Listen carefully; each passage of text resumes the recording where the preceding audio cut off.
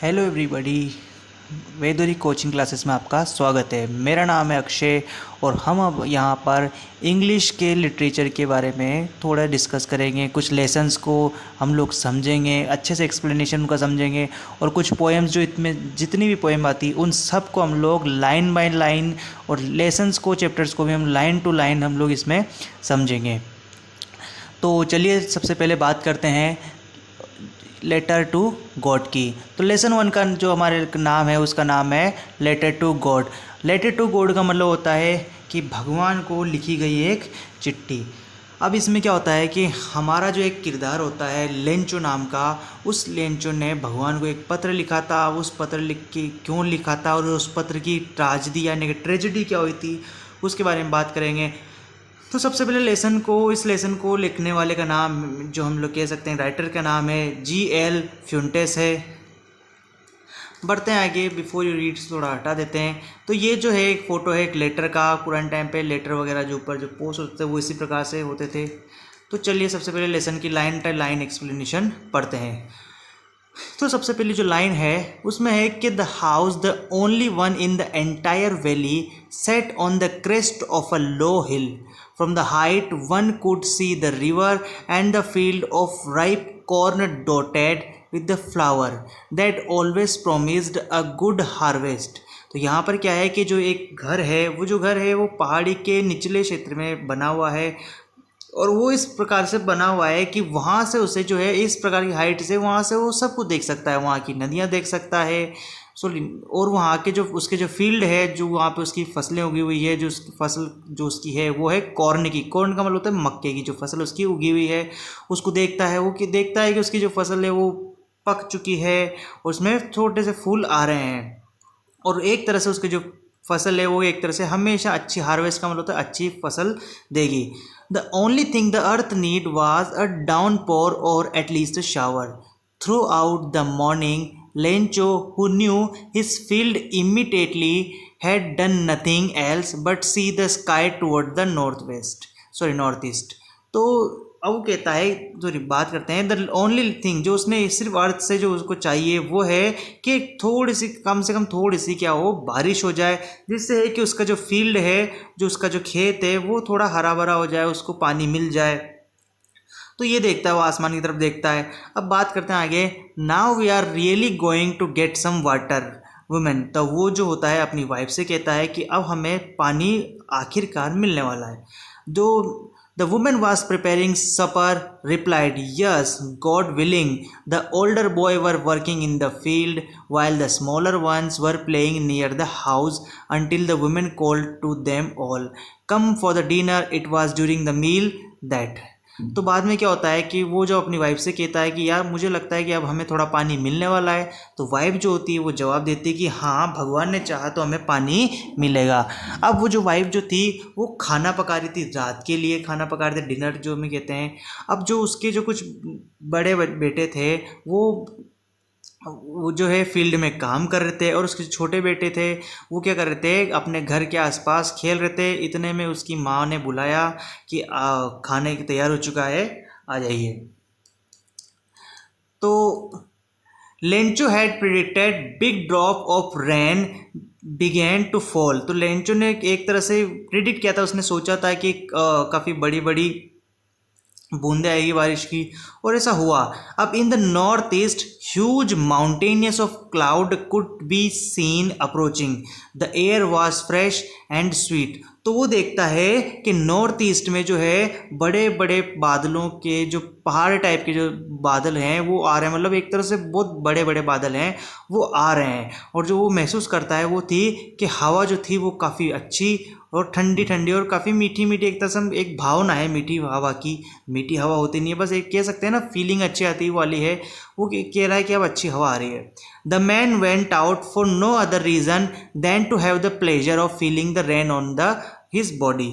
तो वो जो लेंचो था वो बाहर गया और वो चाहता था कि वो जो पानी की और हवा है वो उन सब की फीलिंग को अपने अंदर फील करे। अब यहाँ पर प्लेजर का मतलब होता है कि सुख, आनंद, संतुष्टि जो है उसको चाहिए थी कि उसकी बॉडी उस चीज़ को फील करे कि क्या बारिश आ रही है।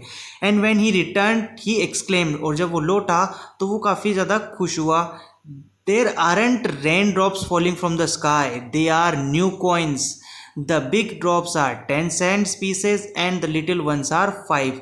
तो वो बाद में जो चौंका और वो काफ़ी हर्ष उल्लास से उसने बोला लौट के कि ये जो पानी की बूंदें हैं ये सिर्फ पानी की बूंदें नहीं है, ये जो है ये नए सिक्के हैं। नए सिक्के का मतलब होता है इस प्रकार के हैं बूंदें हैं कि बड़ी बूंदों को उसने कंपेयर किया कि 10 सेंट है, यानी कि उनकी जो मुद्रा है वो है, और जो छोटे हैं वो 5 सेंट्स के हैं। अब आगे बढ़ते हैं, नेक्स्ट पैराग्राफ में है कि with a satisfied expression he regarded the field of ripe corn with its flower draped in a curtain of rain। यहाँ पर draped का मतलब होता है कवर।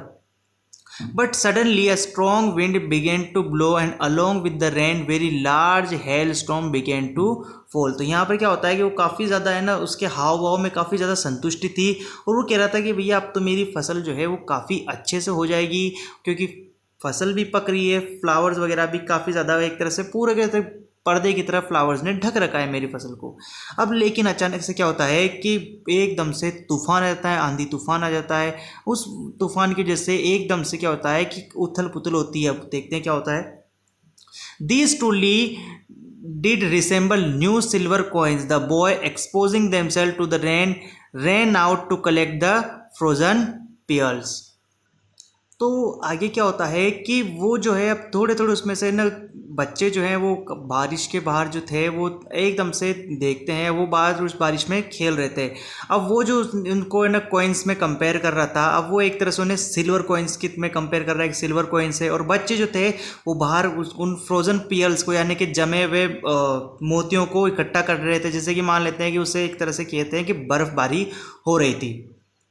अब जो बर्फ़ थी, जब हम हमारी देसी भाषा में बोलें तो हम बोल सकते हैं कि ओलावृष्टि या गड़े गिरना, तो वैसे अब it is really getting bad now, exclaim the man, I hope it passes quickly. It did not pass quickly for an hour.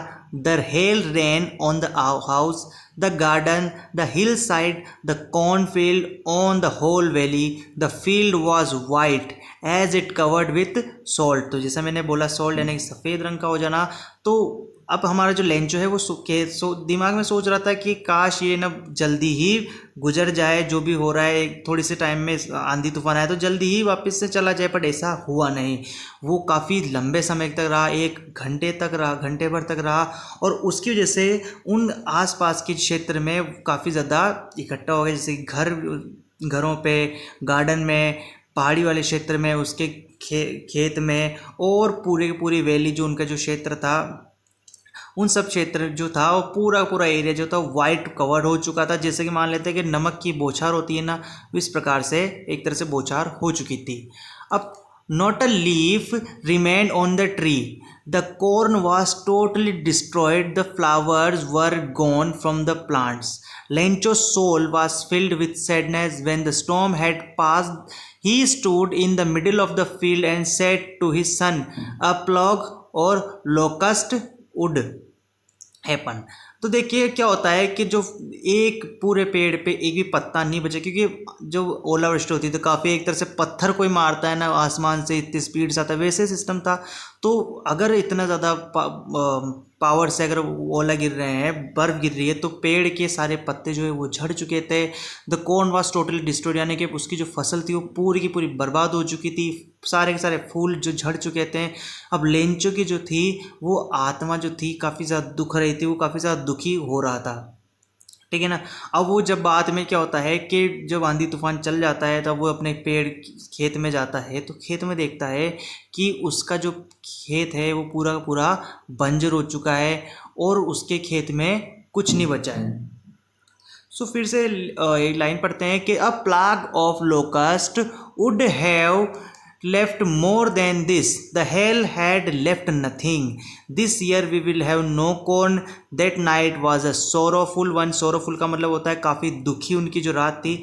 All our work for nothing, there is no one who can help us, we all are go hungry this year. तो वो अपनी मन में कहता है, अपने बच्चों से भी कहता है, अपने बच्चों से कहता है कि वो जो कीड़े जो फसलों को खाते हैं वो भी कम से कम इससे ज़्यादा जो फसल है वो छोड़ जाते हैं, वो भी उनका पेट भर के रह जाते हैं। पर हमारी जो हालत है वो ओलावृष्टि से कि आंधी तूफान से इतनी ख़राब हो चुकी है कि अब हमारे पास खाने को एक दाना नहीं है। हमारी जो भी मेहनत थी वो काफ़ी बर्बाद हो चुकी है, मेहनत थी वो ना के बराबर है। और मुझे लगता है कि अब हमें हेल्प करने वाला कोई नहीं है और इस साल हम लोग भूखे रह जाएंगे। अब आगे बात करते हैं। But in the heart of all who lived in that solitary house in the middle of the valley there was a single hope, help from God. तो बाद में उसके दिल में एक आवाज़ आती है कि हमारी जो हेल्प है वो मुझे लगता है कि अब भगवान ही कर सकता है। Don't be upset even though this seems like a total loss. तो वो सोचता है कि अब मुझे क्या है कि दुखी नहीं होना चाहिए और मुझे लगता है कि अब एक ही जो है होप है, होप यानी कि उम्मीद है, वो है जो हमारी घाटे को पूरा कर सकती है, वो है भगवान। So remember no one dies of hunger, that's what they say. तो बाद में वो अपने आप में बात करते कहते हैं कि कोई भी भूख से नहीं मरता है।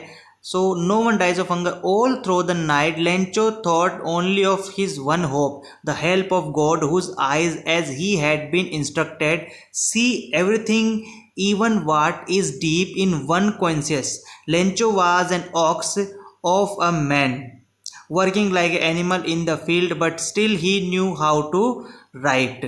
तो यहाँ पर बात करते हैं कि वो एक पूरे रात भर में वो सोचता है कि मुझे अब किस प्रकार से हेल्प लेनी चाहिए भगवान से, और मुझे भगवान का ही सहारा है, वो ही है, गॉड ही हैं जो मुझे हेल्प कर सकते हैं।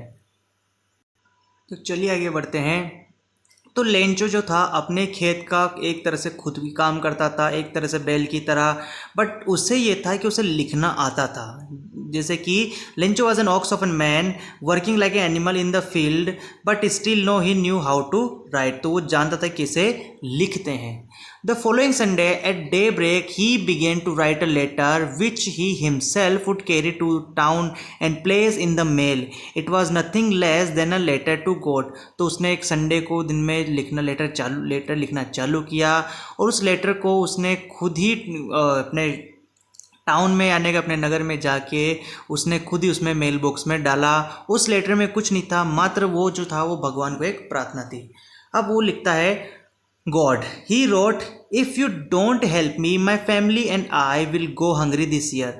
I need 100 pesos in order to sow my field again and to live until the crops come because the hailstorm। तो लिखता है कि भगवान, आगे जो कोमा है उसमें पढ़ते हैं, अगर आपने मुझे हेल्प नहीं किया, आपने मेरी मदद नहीं करी, तो मेरी जो परिवार है, मेरा जो परिवार है, मेरी फैमिली है, वो इस साल भूखे रह जाएगा। मुझे आप कृपया करके, आई नीड 100 pesos, तो उससे चाहिए थे 100 pesos। पेसोस एक तरह से करेंसी है जो सवरन लैटिन अमेरिकन कंट्रीज़ में चलती है। तो उसने कहा कि मुझे आप लोग, ये वर्ड आप लोग याद रखना, 100 pesos चाहिए, 100 pesos in order to sow my field again and to live until the crops. तो वो कह रहा था कि मुझे 100 pesos दे भगवान, ताकि मैं जो है अब इन पैसों से अपनी जो फसल है वो वापस से उगा सकूं और पूरे साल भर थोड़ा बहुत उससे घर खर्चा चला के थोड़ा जीवन अपना गुजारा कर सकूं, क्योंकि हेलस्टॉर्म ने सब कुछ मेरा तबाह कर दिया था। अब बात करते हैं, he wrote to God on the envelope. तो वहाँ पे उसने एनवलप के ऊपर, जैसे हम लोग लेटर में एड्रेस लिखते हैं, तो उसने डायरेक्टली बेचारे ने ये लिखा कि टू गॉड, भगवान को, और उसने उसको to put the letter inside and still troubled went to town at the post office. He placed a stamp on the letter and dropped into the mailbox। तो उसने जो था उसमें एड्रेस लिखा एनवलप पे टू गॉड, और बाद में उसने उस पर स्टाम्प लगाई और मेल बॉक्स में डाल दिया। तो बात करते हैं, one of the employees who was the postman and also helped at the post office went to his boss laughing heartily and showed him the letter to God. Never in his career as a postman had he known that address. The postmaster appeared amiable। तो amiable का मतलब होता है friendly and pleasant. तो वो जो employ जो था जिसने उसकी थोड़ी वो लेटर में हेल्प करी थी, छोटी सी जो करी थी, अब वो क्या करता है कि उस लेटर को देखता है, बाहर से देखता है अभी तो वो, और देख के अपने बॉस के पास जाता है और बॉस से काफ़ी ज़्यादा हंसते हुए, मतलब काफ़ी दिल से हंस रहा था वो, दिल से हंसते हुए कहता है कि मैंने आज तक के करियर में कभी ऐसा लेटर नहीं दिखा और ना ही मैं कभी भगवान का एड्रेस जानता हूँ।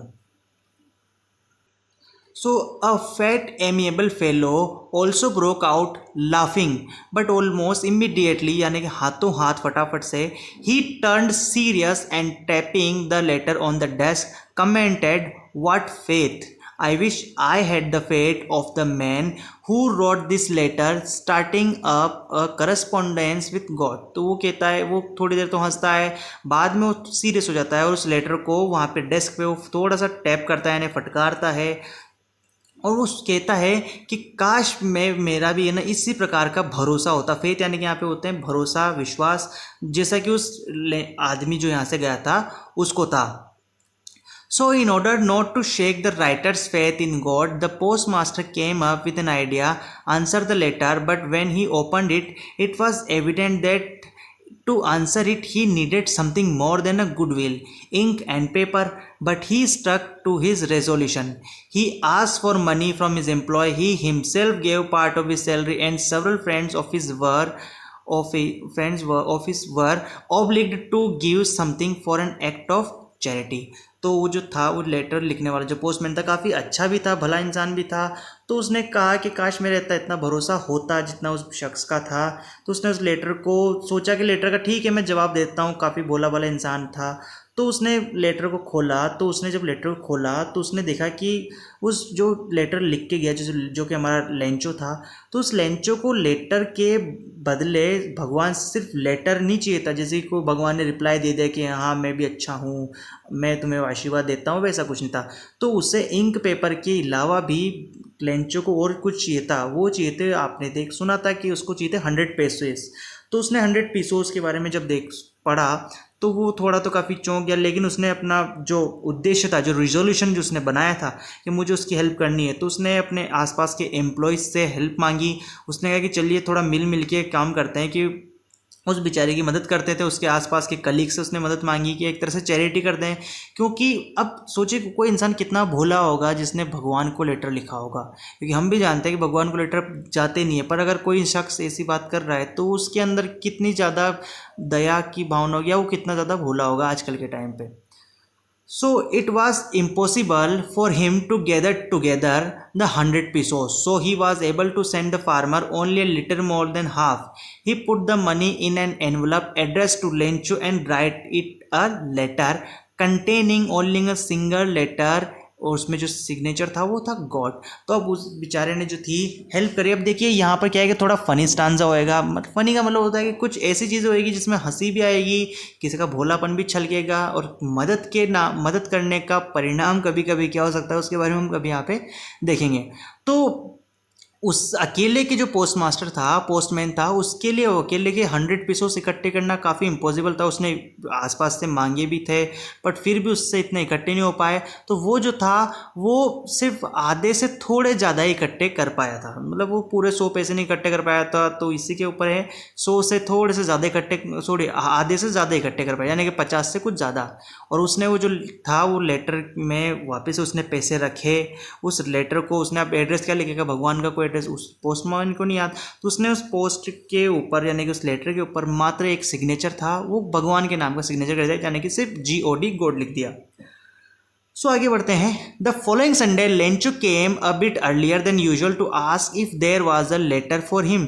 It was the postman himself who handed the letter to him, while the postmaster, experiencing the contentment of the man who had performed a good deed, looked on from his office. तो क्या होता है कि तो Sunday जो था वो Lencho था, उस दिन थोड़ा जल्दी चला गया पोस्ट ऑफिस में, और वो कहता है क्या मेरा कोई लेटर आया। तो जो पोस्टमैन था जिसने खुद ने लेटर दिया, तो उसके बाद में पोस्ट मास्टर था, वो काफ़ी ज़्यादा बेचारा खुश था कि अब मैंने जो हेल्प करी है, क्या पता बेचारा हो सकता है लेंचो खुश हो जाए कि कहता है कि मैंने कितना अच्छा काम किया। गुड डीड का मतलब होता है अच्छे कर्म, और वो अपने ऑफिस में देखता है। अब बाद में देखते हैं कि Lencho showed not the slightest surprise on seeing the money, such was his confidence, but he became angry when he counted the money. God could not have made a mistake, nor could he have denied Lencho what he had requested. तो बाद में क्या होता है कि Lencho जो था उस लेटर को खोलता है, वो काफ़ी सरप्राइज से खोलता है कि यार मेरे को तो मस्त भगवान ने पैसे दिए, अब पैसों उसकी मेरी मदद हो चुकी है. अब बेचारा जो वो खोलता है और काफ़ी कॉन्फिडेंस से खोलता है कि आत्मविश्वास है, क्योंकि भरा भरा लग रहा था ना, वो पहले तो देखा नहीं था, भरा भरा देखा उसने, खोला तो वो खुश तो नहीं हुआ, उसके आसपास के लोग देख रहे थे, खुश तो नहीं हुआ, उल्टा गुस्सा हो गया. वो गुस्सा इसलिए हुआ कि क्योंकि उसने उस पैसों को गिन लिया. अब उसने जो पैसों गिने तो वो पैसों जो थे वो कम थे. अब वो कहता है कि भगवान तो कभी गलती कर ही नहीं सकते, अब भगवान गलती कर ही नहीं सकते और ये जो है ये आसपास के ही लोगों ने किया है. अब immediately Lencho went up to the window to ask for a paper and ink. On the public writing table, he started to write with much wrinkling of his brow caused by the effort he had to make to express his ideas. When he finished, he went to the windows to buy a stamp which he licked and then affixed it to the envelope with the blow of his fist. तो बाद में क्या होता है कि Lencho जो है थोड़ा सा नाराज़ भी हो जाता है, वापस से हाथों जाता है, एक पेपर लेता है, पेन लेता है, फिर से भगवान को लेटर लिखता है वो, और काफ़ी इस बार थोड़े उसके एक्सप्रेशन जो थे ना, वो उसके जो कर्म था उसमें काफ़ी ज़्यादा रिंकल्स थे, यानी कि झुर्रियाँ पड़ी हुई थी, और काफ़ी ज़्यादा स्ट्रेस लेके होता है, अपने एक्सप्रेशन पता नहीं चलने देगा. वैसे लेटर लिखता है और वापस से स्टाम्प लेता है, उसको लिख यानी कि उसको चाट के वापस से उस पर चिपका देता है. और अब बात करते हैं आगे. The moment the letter fell into the mailbox of the postmaster went to open it. It said, God of the money that I asked for, only 17 pesos reached me. Send me the rest since I need it very much, but don't send it to me through the mail because the post employees are bunch of crooks. Lencho. देखिए यहाँ पर funny चीज़ ये हुई है कि अब उसने letter जो था वो स्टाम्प लगाई, पोस्ट कर दिया और उसमें मेल बॉक्स में डाल दिया. अब वहाँ के जो लोग थे पता था कि ये लेटर भगवान को लिखता है, इसका काफ़ी कन्वर्सेशन चल रहा है, चैटिंग चल रही है, वैसा कुछ सिस्टम था. तो लोगों ने फटाफट गया, वहाँ का पोस्टमैन जो था, पोस्ट मास्टर गया वहाँ पे, दौड़ा दौड़ा, उसने लेटर खोला. लेटर खोलते हैं तो अब देखिए उसने लिखा क्या था. उसने लिखा था, भगवान आपने, मुझे पता है कि आपने कोई गलती नहीं करी है, पर मुझे सिर्फ आपके द्वारा 70 पैसे ही मिले हैं, तो कृपया अगली बार जब आप पैसे भेजें तो मुझे बचे हुए 30 पैसे हैं मुझे भेज दीजिए, परंतु आप जो है बचे हुए मेरे को जो पैसे हैं वो यहाँ पर मत भेजिए, पोस्ट ऑफिस में मत भेजिए, क्योंकि पोस्ट ऑफिस में पिछली बार भी आपने भेजे तो यहाँ जो क्या है कि ये जो पोस्ट ऑफिस के जो एम्प्लॉयज़ है वो एक तरह से क्रूक्स हैं. बंच ऑफ क्रूक्स का मतलब होता है कि एक तरह से ये जो है वो काफ़ी ज़्यादा चोर हैं, या हम कह सकते हैं कि ये ठग टाइप के लोग हैं जो मेरा पैसा है जो निकाल लेते हैं. तो कृपया करके आप जो है अगली बार पैसा मुझे भेज दीजिए. तो ये लेसन ख़त्म होता है. इस लेसन में ये था कि कभी कभी क्या होता है कि भोला इंसान कुछ ज़्यादा ही भोला होता है, तो वो भूल जाता है कि उसकी हेल्प आसपास में हुई है. तो यहाँ पर जो थे पोस्टमैन जो थे, उसके कलीग्स वगैरह, उनकी हेल्प उनको ही कभी क्या एक तरह से भारी पड़ गई, उन्हीं पे एक तरह से चोरी का इल्ज़ाम आ गया. तो थैंक यू वीडियो में बने रहने के लिए. Thank you everybody. अगर अच्छा लगे तो सब्सक्राइब कर दीजिए. हम और भी इसी प्रकार के डिजिटल वीडियोस बनाएंगे. मैं पोएम्स के एक्सप्लेनेशन भी दूंगा, और हम वीडियोस के काफ़ी ज़्यादा कुछ एक आधे महीने बाद हम लोग सारे के सारे समरीज़ और इन सब की हम लोग क्वेश्चन आंसर भी देंगे. तो थैंक यू एवरीबॉडी. वेदोरिक में के साथ बने रहने के लिए धन्यवाद.